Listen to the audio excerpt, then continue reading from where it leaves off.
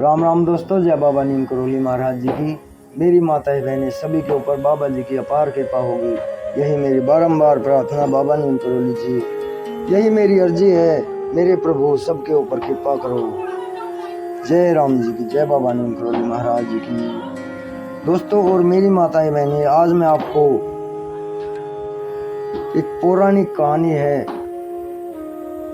ये लिखी है भारतेंदु हरिश्चंद्र जी ने और नाम है इसका अंधेर नगरी चौपट राजा। टकाशेर भाजी टकाशेर खाजा। ये बहुत ही अच्छी कहानी है, एक शिक्षा देने वाली कहानी है। इसे पूरा सुने और आगे भी शेयर करें। एक बार की बात है, एक गुरु और शिष्य दोनों एक अनजान नगर में पहुंचे। वहां पहुंचकर उन्होंने देखा कि उस शहर में सब कुछ बहुत सस्ते में मिलता था और सबका भाव एक समान था। यानी 1 टका में चाहे 1 किलो सब्जी ले लो, चाहे 1 टका में 1 किलो सोना ले लो, सबका भाव एक ही समान था। उसमें जरा भी ऊंच नीच नहीं थी। इस प्रकार वहां के माहौल को देखते हुए चेला बहुत खुश हुआ। उसे तो जैसे मजे ही दिखाई देने लगे। अब उसे वहां माहौल खूब पसंद आने लगा, लेकिन उसके गुरु को ये बात ठीक नहीं लगी। उन्होंने अपने चेले से कहा, बेटा अब ज़्यादा दिन यहाँ रहना ठीक नहीं है। यहाँ का राजा बिल्कुल मूर्ख है और उसके राज में गधे और घोड़े यानी बुद्धिमान और मूर्ख सब बराबर हैं। अर्थात एक मूर्ख नगरी है ये। अगर यहाँ का राजा कह दे तो दिन को रात और रात को दिन ही माना जाएगा। इसलिए अब जल्दी हमें यहाँ से इस नगरी को छोड़कर चला जाना चाहिए। हमें इस जगह को बदल देना चाहिए। अगर हम यहाँ रहेंगे तो हम कभी भी मुसीबत में फंस सकते हैं। गुरु की यह बात सुनकर चेले को पसंद नहीं आई। उसने कहा कि गुरुजी, मुझे तो ऐसा कुछ भी नहीं लगता। फिर भी अगर आप जाना चाहते हैं तो आप चले जाइए, मैं तो अब यहीं रहूँगा। गुरुजी ने अपने चेले को खूब समझाया, लेकिन उसकी बात समझ में नहीं आई। उनके साथ दूसरी जगह चलने के लिए चेला बिल्कुल भी तैयार नहीं हुआ। चेले ने अपने गुरु की एक ना सुनी।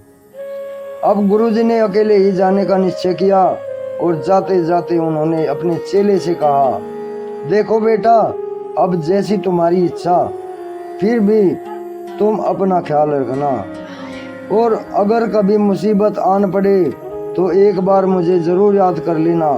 मैं उसी समय तुम्हारी मदद के लिए आऊँगा।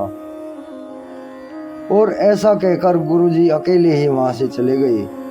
अब चेला अकेला ही खूब मज़े से रहने लगा और खूब खा खा कर थोड़े ही दिनों में मोटा हो गया। अब एक दिन अचानक जोरदार बारिश हुई, जिसके कारण एक घर की दीवार टूट गई। उसके नीचे दबने से एक बकरी की मौत हो गई। अब बकरी के मालिक ने वहां के राजा से शिकायत कर दी।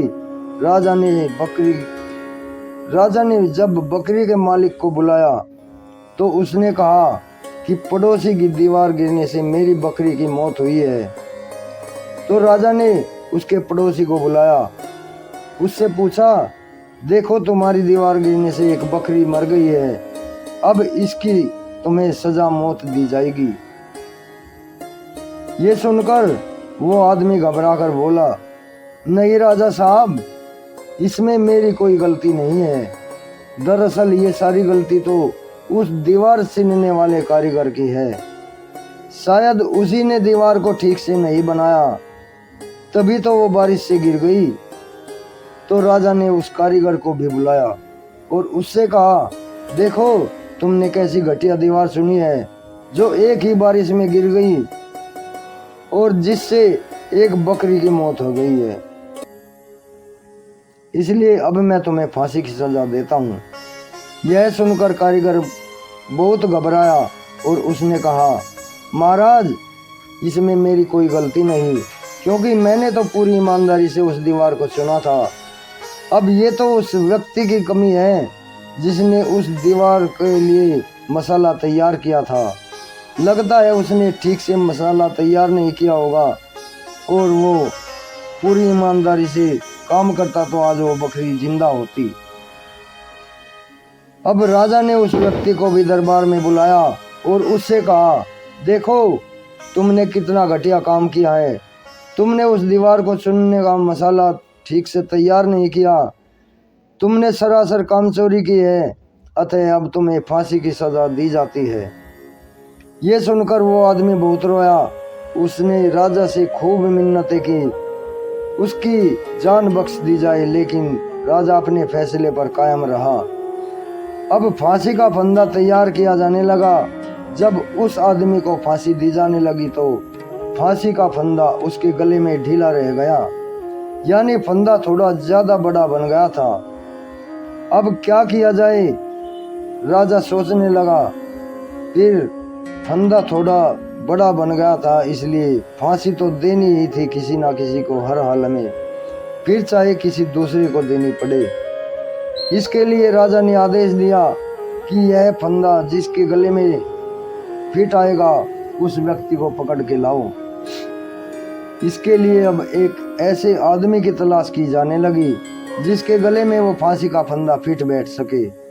अब राजा के सिपाही ऐसे व्यक्ति की तलाश में लग गए और उसी चेले के घर तक पहुंच गए।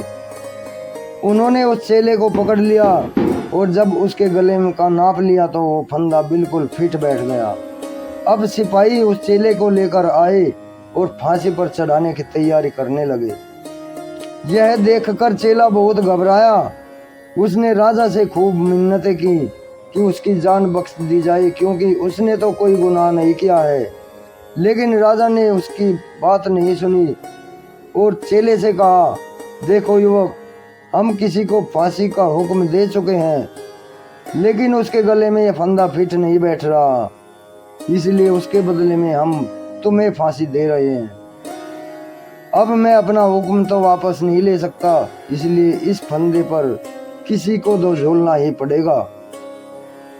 अब तो चेला बहुत घबराया, क्योंकि मौत अब उसे अपने सामने ही नजर आने लगी।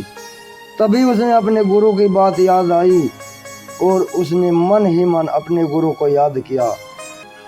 इसके बाद उसके गुरु राजा के दरबार में पहुंचे और कहने लगे, हे वत्स, ये तो बहुत सौभाग्य की बात है। तुम रहने दो, तुम्हारी जगह मैं फांसी ले लूंगा। मेरे गले में फंदा डलवा दो, क्योंकि यह एक ऐसा मुहूर्त है, ऐसा योग बन रहा है कि जब मृत्यु को प्राप्त होने वाला सीधा परमात्मा से मिलता है, यानी उसे स्वर्ग में जगह मिलती है और उसे हमेशा के लिए मुक्ति मिल जाएगी। फिर गुरु शिष्य से कहता है और शिष्य गुरु से कहता है कि मुझे फांसी दो, मुझे फांसी दो। ये सुनकर राजा कहने लगा, हे गुरुवर, अगर ऐसा है कि इस समय ऐसा योग बन रहा है तो मैं स्वयं ही फांसी पर चढ़ना चाहता हूँ, मैं स्वयं फांसी पर चढ़ूंगा। फिर उसने सैनिकों को हुक्म दिया कि अब फांसी के फंदे पर उस युवक को नहीं बल्कि उसे ही फांसी पर चढ़ाया जाए। इसके बाद राजा को जल्दी से फांसी पर चढ़ा दिया गया और इस प्रकार एक चौपट राजा, एक मूर्ख राजा अपनी मूर्खता से मारा गया। कहानी से शिक्षा मिलती है, जिस देश का राजा मूर्ख हो वहाँ न्याय की उम्मीद करना बेकार है।